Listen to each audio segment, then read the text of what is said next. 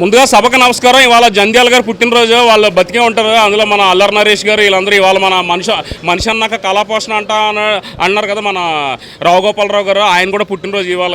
ఇలా మన టాలీవుడ్ అందగాడు శోభన్ బాబు గారు కూడా ఈవారు పుట్టినట్టున్నారు. అన్నీ కలిసి వచ్చాయి. సంక్రాంతి పండుగ మామూలుగా ఉండదు. మొన్న గుంటూరు కారం, నిన్న సైకో జ్వరం, ఇవాళ మన కిష్టయ్య కంట్లో కారం కొట్టినందుకు బాక్స్ ఆఫీస్కి కనక వర్షం కుట్టేలా శ్రీకారం అదిరిపోయింది సినిమా. రే సిసింద్రే ఏజెంట్ సినిమాతో డిసప్పాయింట్ అన్న అందరూ ఈ సినిమా చూసారంటే ఒక్కొక్కడికి బెళ్ళేసుకుని బెత్తరపోతారు. ఒక్కొక్కళ్ళు 10 సార్లు చూస్తారు.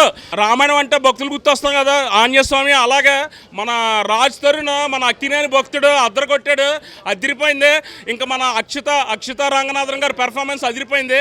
కాకపోతే ఆవిడకన్నా కొంచెం నేను ఎక్కువ మిర్నా మేనన్ గారిని కొంచెం ఎక్కువ పొగుడుతాను, లేకపోతే మన శోభన్ గారి నుంచి మాట వచ్చేస్తుంది. అదిరిపోయింది సినిమా. విజయ్ బిన్ని గారు అదిరిపోయిందండి. Thank you so much. Sankranti, Bhogi, Kanuma అన్నీ ఒకరోజు వస్తాయి.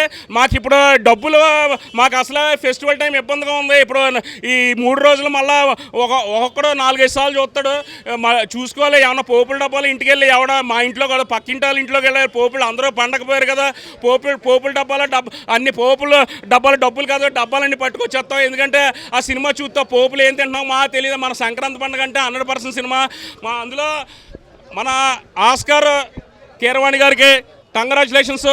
జై తెలుగు భాష, జై కీరవాణి, జై రామోజీరావు, జై సుమక్క, జై అక్కినేని. పండగ చాలా రోజుల తర్వాత మన సంక్రాంతి పండుగ ఇట్లా సినిమాల చెట్టు తర్వాత పండగ చాలా రోజుల తర్వాత స్టార్ట్ అయింది. మహేష్ బాబు గారు thank you so much for Guntur గారు.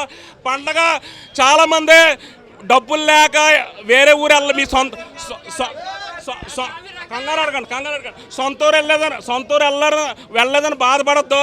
మీ ఇంట్లోనో పక్కింట్లోనో పోపుల డబ్బులు దబ్బేసి నా సామిరంగా అంటే సినిమా చూడండి, అద్దరిపోయింది. Thank you. నాకు లవ్ యూ సో మచ్. వచ్చాం, ఇటు కొట్టాం. జై అక్కినేని.